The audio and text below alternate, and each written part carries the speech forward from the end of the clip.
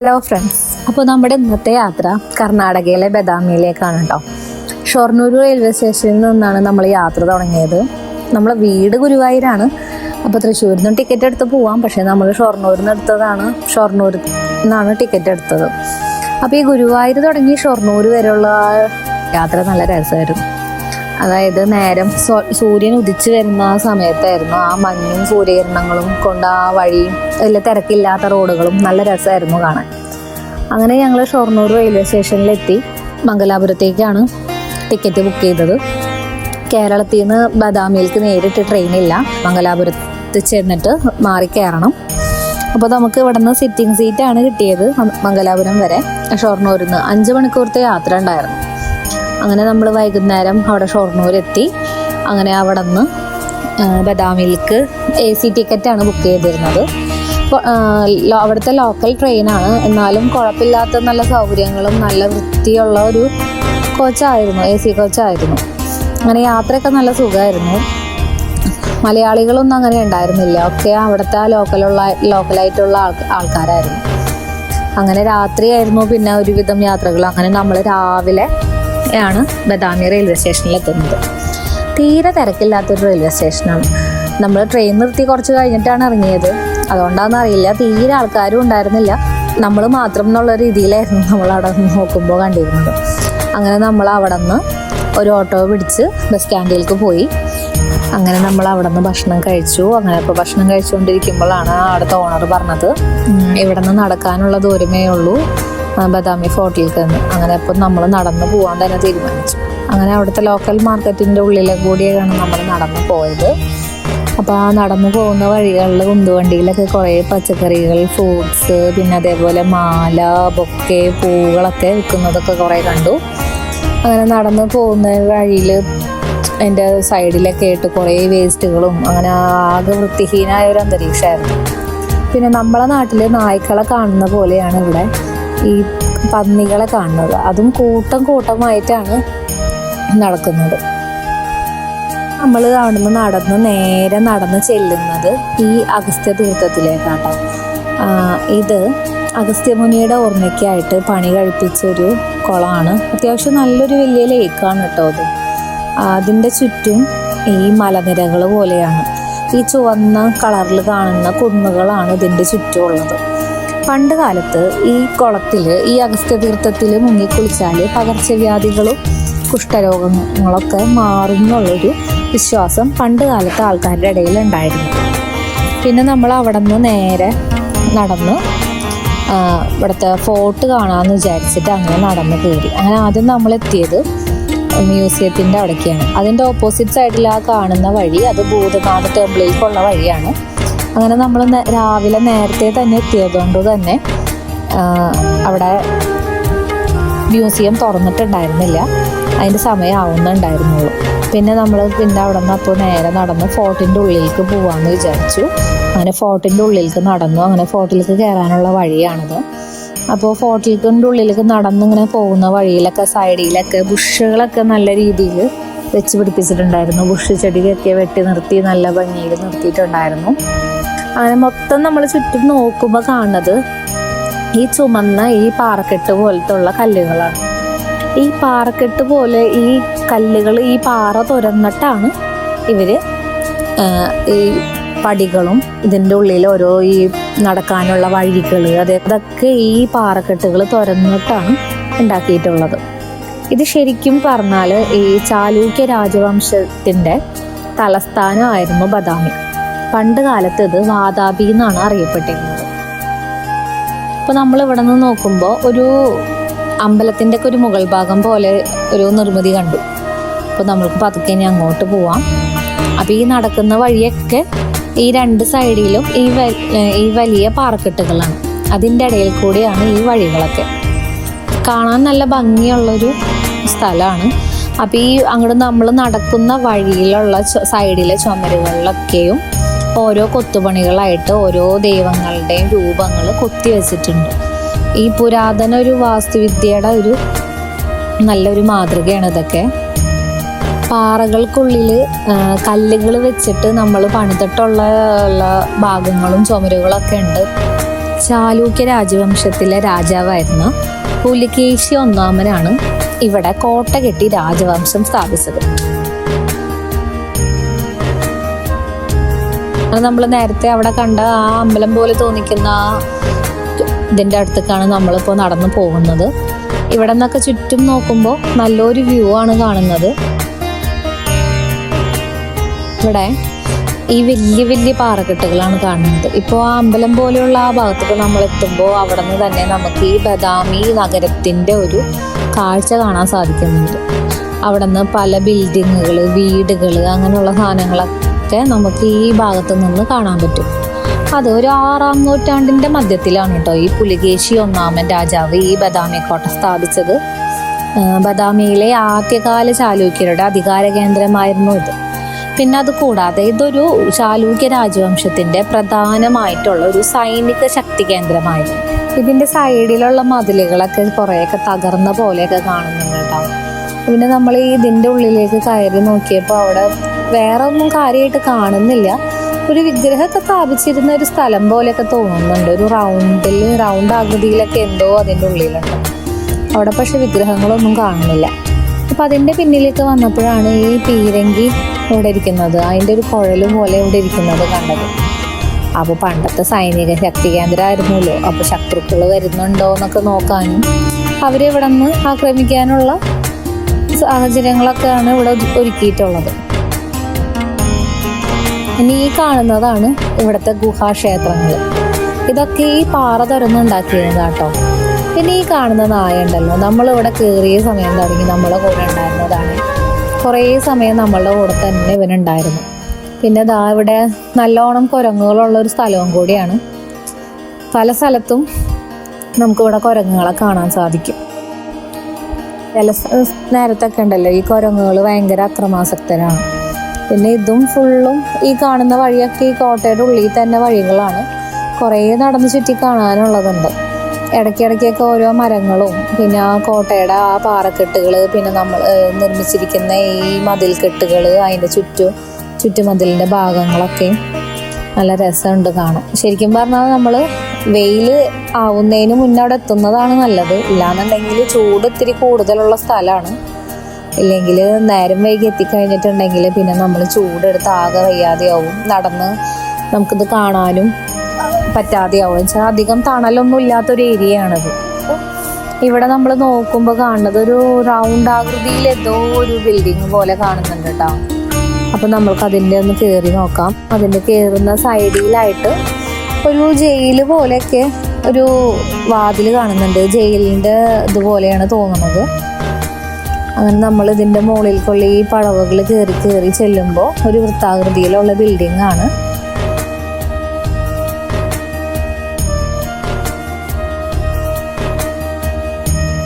അതിൻ്റെ മുകളിൽ നിന്ന് കയറിയിട്ടുള്ള കാഴ്ചകളാണ് നമ്മൾ ഈ കാണുന്നത്. ഇതിൻ്റെ ഇവിടെ നിന്നുള്ളൊരു വിദൂര കാഴ്ചയാണിത്. ബദാമി നഗരം നമുക്ക് കാണാൻ സാധിക്കും. അപ്പോൾ പണ്ട് വേണമെങ്കിൽ ഉണ്ടല്ലോ രാജാക്കന്മാരും അവിടുത്തെ ഭടന്മാരൊക്കെ ഇവിടെ നിന്നിട്ടായിരിക്കണം തങ്ങളുടെ രാജ്യത്തിന് ശത്രു രാജ്യങ്ങൾ ആക്രമിക്കാൻ വരുന്നുണ്ടോ എന്ന് നിരീക്ഷിച്ചിരുന്നതോ. ഒരു റൂമാണ്. അതൊക്കെ ഈ പാറ തുറന്നുണ്ടാക്കിയിരിക്കുന്നതാട്ടോ ആ റൂമൊക്കെ. അത് നല്ലൊരു ഇരുമ്പ് വാതിലൊക്കെ കൊടുത്തിട്ടുണ്ട്. അപ്പോൾ പിന്നെ അവിടെ നിന്ന് അതിന് ശേഷം നമ്മൾ അപ്പുറത്തോട്ട് ഇറങ്ങി നടന്നു പോകുമ്പോൾ കാണുന്ന കാഴ്ചകളാണ് ഇതൊക്കെ.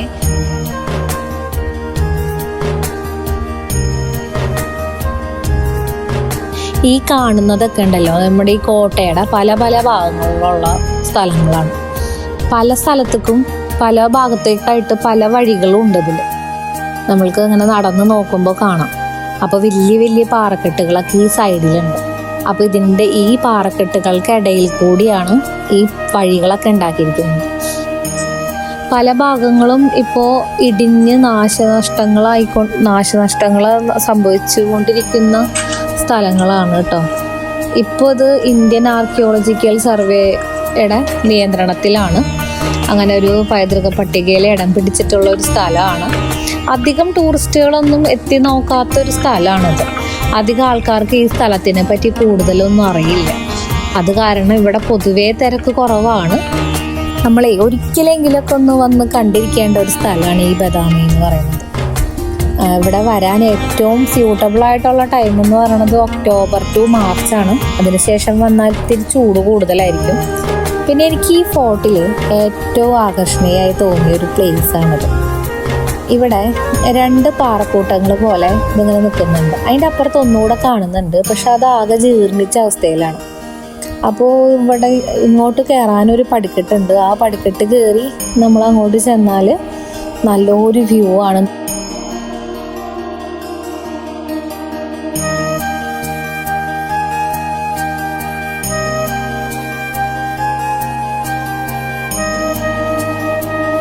അവിടെ ചെല്ലുമ്പോൾ ഇങ്ങനെ തുറസായി കിടക്കുന്ന ഒരു ഇതാണ് കാണുന്നത്. അവിടെ നിന്നാൽ നമുക്ക് ഒരുവിധം ആ നഗരത്തിൻ്റെ ഒരു കാഴ്ച നന്നായി കിട്ടും. ഇതിൻ്റെ ഉള്ളിൽ ഓരോ ചെറിയ റൂമുകൾ പോലെ ഇങ്ങനെ കാണുന്നുണ്ട്. ഒരു അഴികളായിട്ടുള്ളൊരു റൂം പോലെ ഈ ഇതിൻ്റെ ഉള്ളിൽ കാണുന്നുണ്ട്. ഇവിടെ നിന്ന് നമ്മൾ നേരത്തെ കണ്ട ആ സ്ഥലമാണിത്. ഇവിടെ നിന്നുള്ളൊരു വ്യൂ ആണ് ഈ കാണുന്നത്.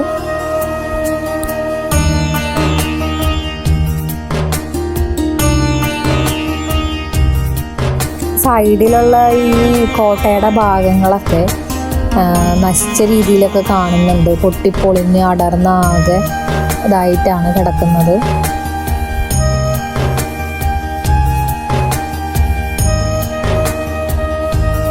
ഇവിടെ ശരിക്കും ഉണ്ടല്ലോ ഈ കോട്ട നമ്മളെ ചാലൂക്യ രാജവംശത്തിന് ശേഷം വിജയനഗര സാമ്രാജ്യത്തിലെ സക്സസേഴ്സ്, അതുപോലെ ബാമിനി, ആദിൽ ഷാ സുൽത്താൻ, ടിപ്പു സുൽത്താൻ എന്നിവരൊക്കെ ഈ കോട്ട കൈയടക്കുകയും പുതുക്കി പണിയൊക്കെ ചെയ്തിട്ടുണ്ട്.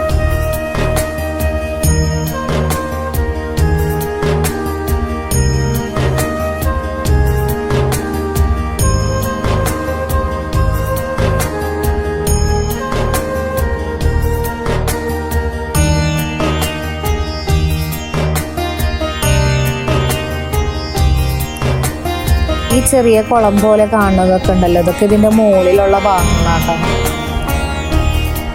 ഈ കാണുന്ന സ്ഥലത്ത് അവിടെ ഒരു പള്ളിയുണ്ട്, ഒരു ചെറിയ പള്ളി പോലെ. അപ്പോൾ ഞങ്ങൾ അങ്ങോട്ട് ചെന്നതായിരുന്നു. അപ്പോൾ ആ സമയത്ത് അവിടെ കുരങ്ങന്മാരൊക്കെ നല്ലോണം ഉണ്ടായിരുന്നു. അപ്പോൾ ഞങ്ങളെ ഫ്രണ്ടിൽ പോകുന്ന അവരുടെ കയ്യിൽ സഞ്ചിയും ബാഗൊക്കെ തട്ടിപ്പറിക്കാൻ ആ കുരങ്ങന്മാർ നോക്കുന്നുണ്ടായിരുന്നു. അങ്ങനെ ഞങ്ങൾ വീണ്ടും നടന്ന് നമ്മൾ ആ ഒരു അമ്പലം പോലെ, ആ ടെമ്പിൾ പോലെ കാണുന്ന ആ ഭാഗത്തെത്തിയപ്പോൾ നമ്മളിവിടുത്തെ ഒരു ഹെഡ് മാസ്റ്ററെ, ഈ ഭാഗത്ത് തന്നെ താമസിക്കുന്ന ഒരു ഹെഡ് മാസ്റ്ററെ നമ്മൾ പരിചയപ്പെട്ടു. അതൊരു റിട്ടയേർഡ് ഹെഡ് മാസ്റ്റർ ആട്ടോ ആ സാറ്. അപ്പോൾ സാറ് അവിടുത്തെ സാറിൻ്റെ കുട്ടിക്കാലത്തെ ഓർമ്മകളൊക്കെ നമ്മളോട് പങ്കുവച്ചു.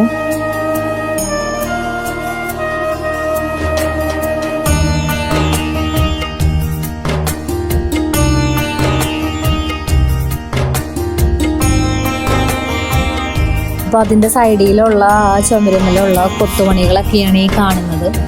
അപ്പോൾ അന്നത്തെ കാലത്ത് ഒരു യന്ത്രങ്ങളുടെയും സഹായം ഇല്ലാതെ ഇത്ര നല്ല രീതിയിൽ, ഇത്ര നല്ല മനോഹരമായിട്ട് അവർ ഈ കൊത്തുപണികളും ഈ പാറ തുരന്ന് ഇത്ര അധികം സംവിധാനങ്ങളൊക്കെ ഇവരിതിൽ ചെയ്തു വെച്ചിട്ടുണ്ട്. അപ്പോൾ ഇതൊക്കെ ശരിക്കും നമുക്കൊരു അത്ഭുതം തോന്നുന്ന കാഴ്ചകളാണ് ഇതൊക്കെ. ആ കാലത്ത് ഒരു യന്ത്രവൽകൃതമല്ലാത്തൊരു സമയത്ത് ഇത്രയും നല്ല രീതിയിൽ ഇത്രയും വലിയ പാറക്കെട്ടുകൾ തുരന്നിട്ട് ഒരു കോട്ട ഉണ്ടാക്കുക, അതിൻ്റെ ചുമരുകളിൽ പലവിധ കൊത്തുപണികൾ ഉണ്ടാക്കി വെക്കുക, ഇതൊക്കെ നമുക്ക് കാണുമ്പോൾ തന്നെ ഭയങ്കര അത്ഭുതങ്ങളാണ്. ഈ കോട്ടയുടെ പല ഭാഗത്തു നിന്ന് നോക്കുമ്പോൾ നമുക്കുണ്ടല്ലോ ഈ നഗരത്തിൻ്റെ ഒരു ദൂരെ കാഴ്ച കാണാൻ പറ്റും കേട്ടോ. അതുതന്നെയാണ് തോന്നുന്നു ഈ കോട്ടയുടെ ഏറ്റവും വലിയ പ്രത്യേകത. എവിടെ നിന്ന് നോക്കിയാലും നമുക്ക് ഈ നഗരത്തിന് ചുറ്റും നമുക്ക് കണ്ണെത്തും. അതുകൊണ്ട് തന്നെ ആവണം ഈ സ്ഥലം അന്നത്തെ രാജാക്കന്മാർ സൈനിക ശക്തി കേന്ദ്രമായിട്ട് തിരഞ്ഞെടുത്തിട്ടുണ്ടാവുന്നു.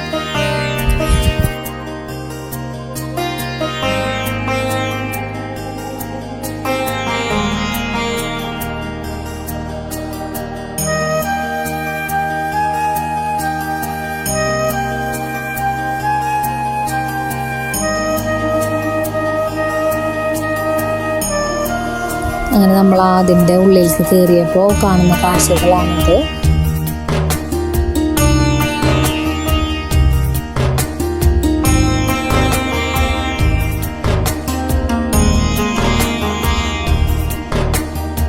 അവിടുത്തെ റിട്ടയർഡ് ഹെഡ് മാസ്റ്റർ കണ്ടു. അദ്ദേഹത്തിൻ്റെ കുട്ടിക്കാലത്തെ ഓർമ്മകളൊക്കെയാണ് പറഞ്ഞുകൊണ്ടിരുന്നത്.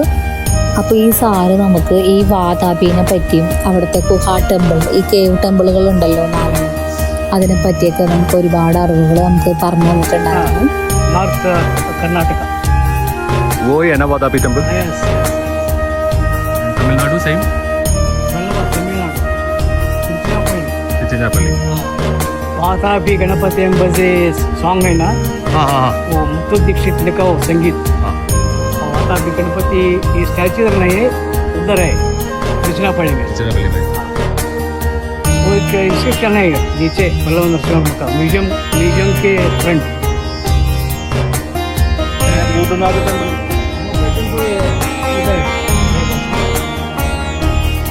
वो सब केव है,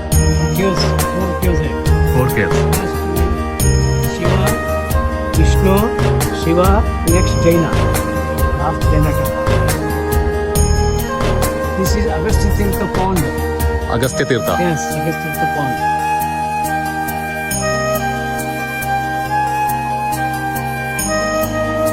आपका नाम? Shekharayya Hiremath. Shekharayya Hiremath. Headmaster, retired headmaster. 72 years. When you are studying second standard, fourth standard, तो उनके झांकी आते हैं. सेकेंड स्टैंडर्ड में. आपका घर घर भी इधर ही है. नीचे? हाँ, नीचे. पार्क दिखता है ना? हाँ, वो पार्क है. हमारा स्कूल है वो. पट्टड़कल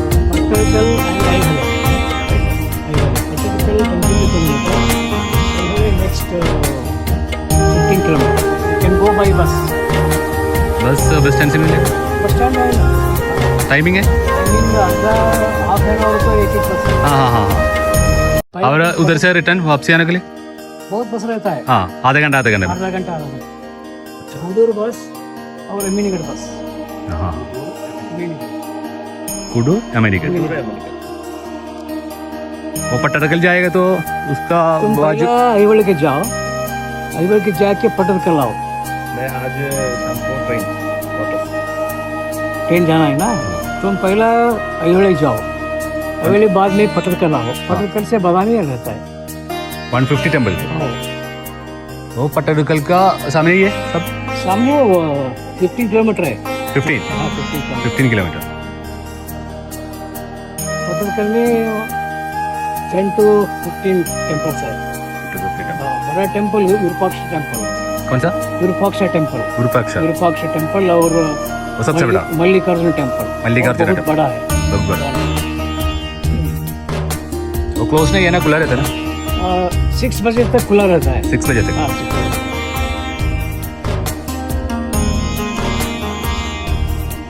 साढ़े 10 हो गया. आएगा पहला अईवल जाओ, बाद में पट्टड़कल आओ. शाम को क्या में जाएगा? हाँ, शाम को अभी तुम देखो. हाँ. देख के पट्टड़कल जाओ.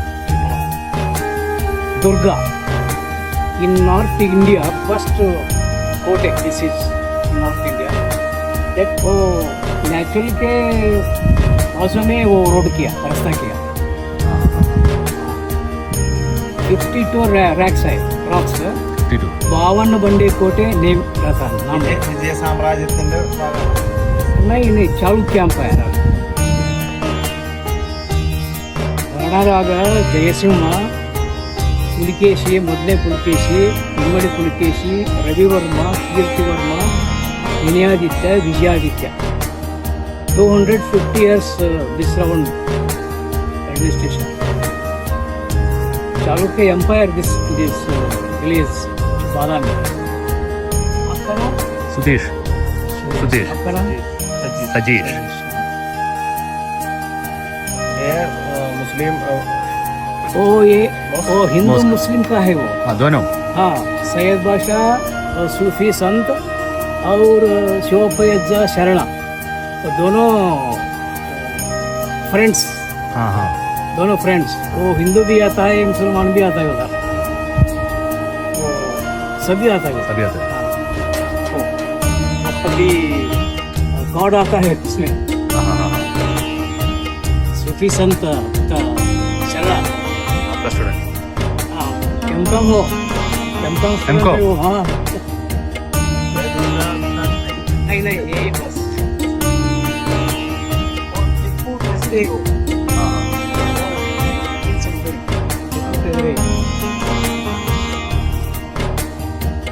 ഓക്കെ താങ്ക് യു അങ്ങനെ ഇപ്പോൾ നമ്മൾ ഇത്രയും നേരം കണ്ടത് നമ്മുടെ ബദാമി ഫോർട്ടിലെ കാഴ്ചകളായിരുന്നു. ഇനി നമ്മൾ അടുത്തത് പോകുന്നത് നമ്മളെ കേവ് ടെമ്പിൾസിലേക്കും പട്ടടയ്ക്കലേക്ക് ആണ്. ഇനി അടുത്ത വീഡിയോയിൽ നമുക്ക് ആ കാഴ്ചകളുമായിട്ട് വീണ്ടും കാണാം.